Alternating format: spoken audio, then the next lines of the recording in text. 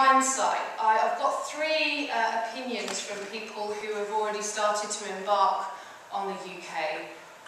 Two of them have English accents, but interestingly, this is the English accent. I'm not allowed to tell you who it is because he told me that his PR company would throw a fit based on what he said.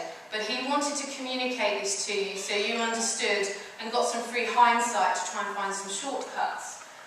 He works for one of the largest resellers that has a global presence, and his role is the EMEA sales director, so I'm hoping he has a little bit here. It's rather lengthy, I'll talk you through and break it down, but he tends not to hold the punches.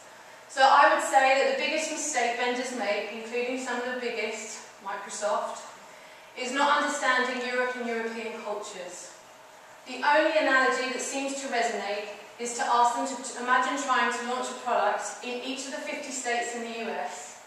Now imagine each of those states speak 50 different languages, use 25 different currencies, and each have different cultural approaches on addressing business challenges. Product adoption differs region to region, and markets perform differently.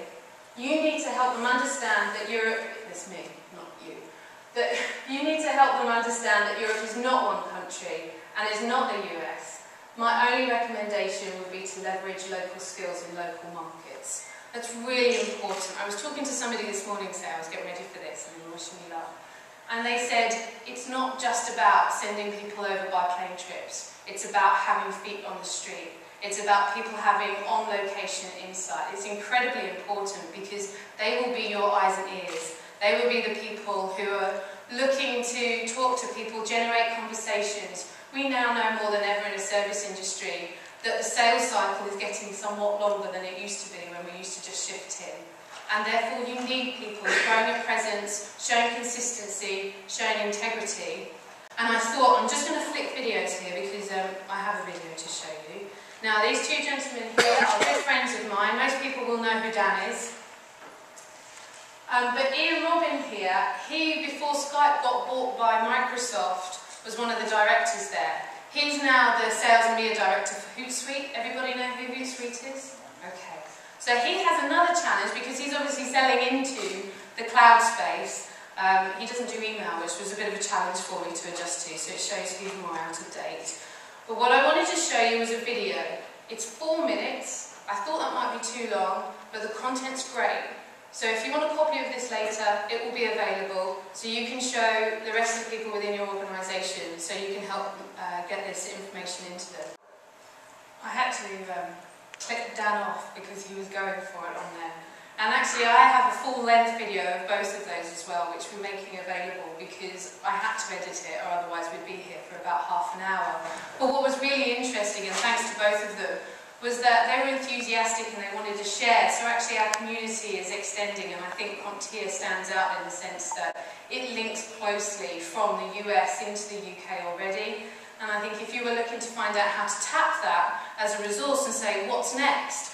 Not only do you look to Gartner and Forrester for that, that information, but if you're talking about finding people who know people, well, the people at the back of the room are extremely well connected. The people who are going to be on the panel as well are extremely well connected. And all you have to do is ask and build those relationships, because the insight you'll gain quite naturally over a coffee or a beer, depending what time of day it is, although in Vegas it could be any time.